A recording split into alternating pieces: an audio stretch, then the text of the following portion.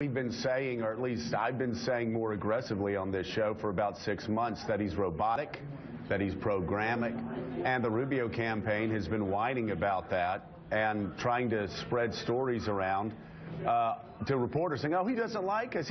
Because I said that he looks at times like he's running for SGA president. And he certainly did that night, and it wasn't personal.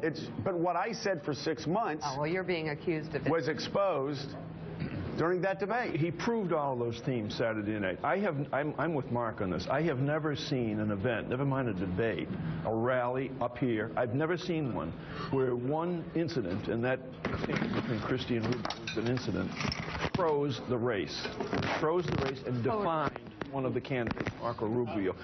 John and I were with Chris Christie yesterday afternoon in Exeter, New Hampshire, and we were talking to him about the night before. And he said something. He said, you know, like Mike Tyson said, everybody has a plan until they get hit in the face. Until they get hit in the face, and that's exactly right. Chris Christie, Wow. Mark Alpert, Wow. Chris Christie completely reshuffled the deck. I mean, and you look at two things that happened to Marco Rubio, who came in with the momentum.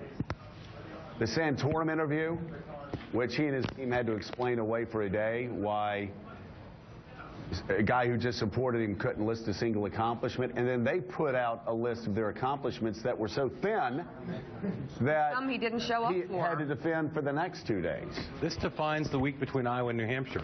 A big dramatic change. Look, before the Santorum interview, there was a sense that Marco Rubio might be... Rubio Mentum. Might win. Well, might win New Hampshire primary or finish a strong set.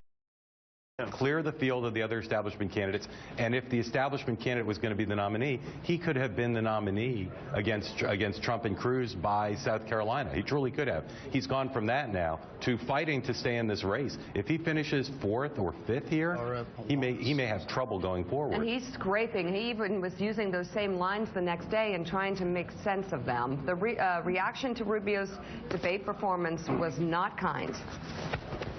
Rubio drew ridicule for repeating himself repeatedly.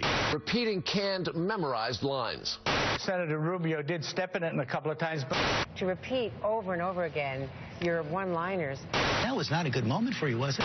the only problem you have is the videotape.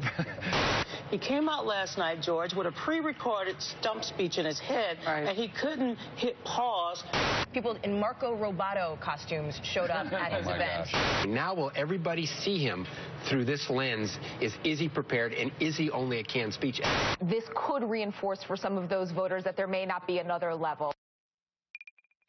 Trying to assess how much harm may have been done to Marco Rubio tonight. His performance reminded me of nothing so much as Dan Quayle in the 1988 presidential debate, when he was asked repeatedly what he would do if he suddenly became president in the aftermath of something happening to the president. And he fumbled the question once, and he fumbled it again, asked it again. I happened to be the one who asked it. And then Tom Brokaw put it to him a third time, and he fumbled it again, and that led to the famous moment when Lloyd Bentsen, who was running for vice president for the Democrats, he mentioned Jack Kennedy. It was all about youth. His answer kept saying, "You're saying I can't do this because I'm too young. That's what you're saying." And he mentioned Kennedy and how young he was, and Bentsen.